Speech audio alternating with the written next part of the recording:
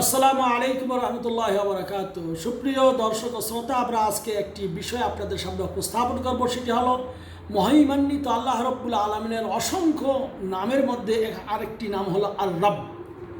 এই আর রব শব্দের অর্থ কী? এর অর্থ হলো যে আল্লাহ রব্বুল আলমিন একচ্ছত্র, আপনার আমার লালন পালনকারী, আপনার আমার পরিচালনাকারী, আপনার আমার সৃষ্টিকর্তা, আপনার আমার মালিক, আপনার আমার সকল কিছু করার একচ্ছত্র ক্ষমতাধর হলেন আপনার আমার প্রভু, তিনি হলেন আর রব।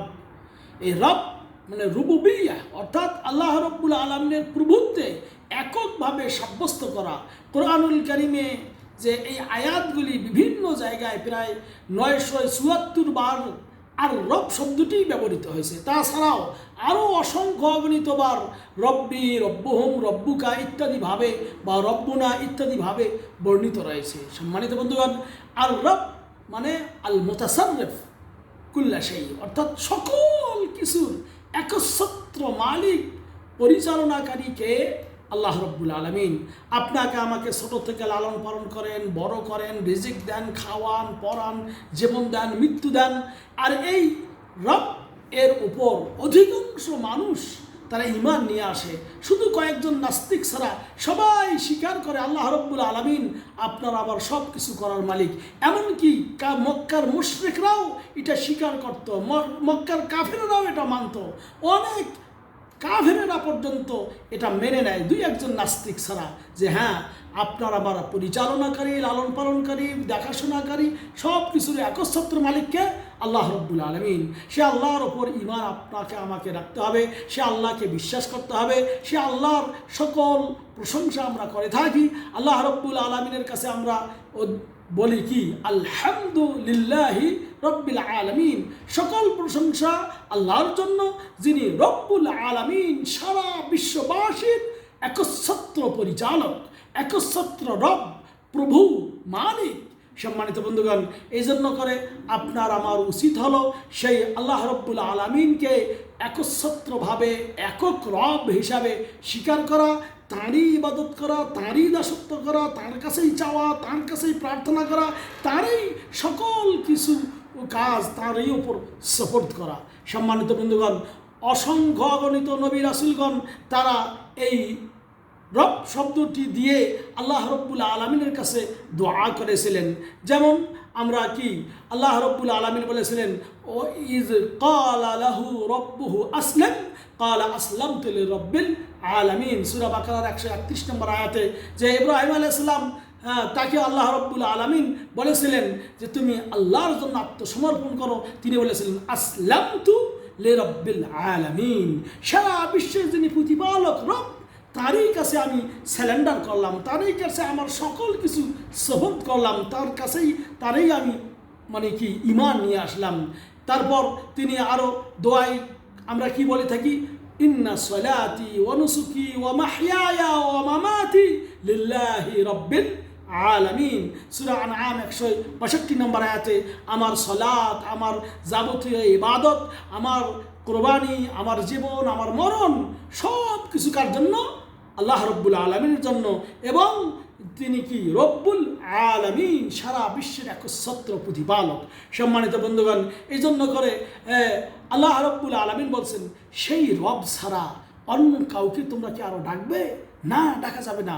কুল আগাইরাল্লাহি আবগি রাব্বান ওয়া হুয়া রব্বু কুল্লি শাই, আমি কি সেই আল্লাহ রব্বুল আলামিন ছাড়া অন্য কাউকে রব হিসাবে, অন্য কাউকে আমার মালিক হিসাবে, অন্য কাউকে আমার কল্যাণ অকল্যাণের নির্ধারক হিসাবে গ্রহণ করব? কুল আগাইরাল্লাহি আবগি রাব্বান, আমি সেই আল্লাহ ছাড়া কি অন্য কাউকে আমি রব হিসাবে গ্রহণ করতে পারি? ওয়া হুয়া রব্বু কুল্লি শাই, অথচ তিনি হলেন সকল কিছুর একচ্ছত্র মালিক।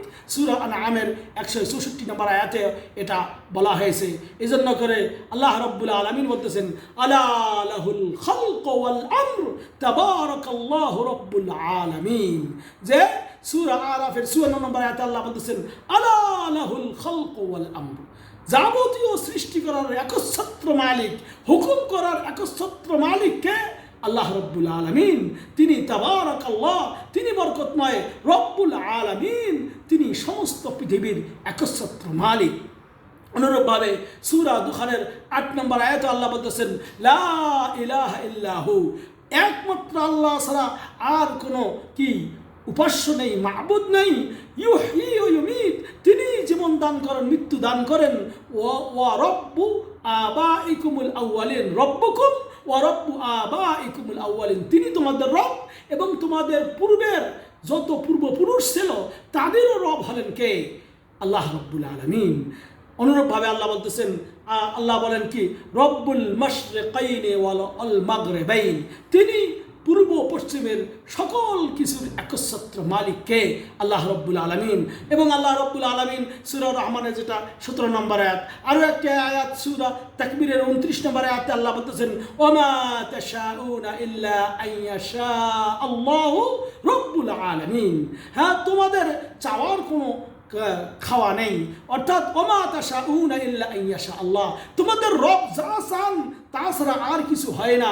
রব্বুল আলামিন, তিনি সারা বিশ্বের প্রতিপালক। সম্মানিত বন্ধুগণ, এরকম করে কুরআনুল কারীমে বিভিন্ন জায়গায় আর রব শব্দটি রয়েছে। সেই আল্লাহ রব্বুল আলামিনকে একচ্ছত্র মালিক, একচ্ছত্র উপাস্য ইত্যাদি আপনাকে আমাকে স্বীকার করতে হবে এবং এই শব্দগুলি দিয়েই আল্লাহর কাছে আমরা দোয়া করতে পারি, প্রার্থনা করতে পারি।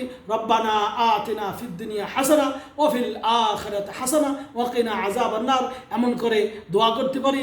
ফাকালা আনা রব্বুকুমুল আলা, কিন্তু এই রব শব্দটা অনেক সময় দুনিয়ার মানুষরা বলতেছিল যে কাফের, যেমন ফিরাউন বলেছিল আনা রব্বুকুমুল আলা, হ্যাঁ আমি তোমাদের সবচেয়ে বড় রব। কিন্তু এই রব বলতে কি, মানে সে নিজেকে পরিচালক হিসেবে গ্রহণ করেছিল, কিন্তু হাশা কাল্লা ওয়ালিল্লাহ, না, কখনো নয়। একমাত্র রব আপনার আমার প্রভু, আপনার আমার মালিক, আপনার আমার রক্ষণাবেক্ষণকারী, বড়কারী ছোটকারী, সকল কিছুর কল্যাণ অকল্যাণকারী, সকল কিছুর পরিচালক মহান রব্বুল আলামিন আল্লাহ রব্বুল আলামিন, তিনি আমাদের আপনার রব। আপনি আমি সেই রবের উপর ঈমান আনবো, তাকেই, তার কাছেই সকল কিছু সাপোর্ট করব। সেই আল্লাহর উপর ঈমান নিয়ে আসার আমাদের আল্লাহ যেন তৌফিক দান করেন। আমিন। ওয়া সাল্লাল্লাহু আলা নবিয়িনা মুহাম্মদ। ওয়াসসালামু আলাইকুম ওয়া রাহমাতুল্লাহ।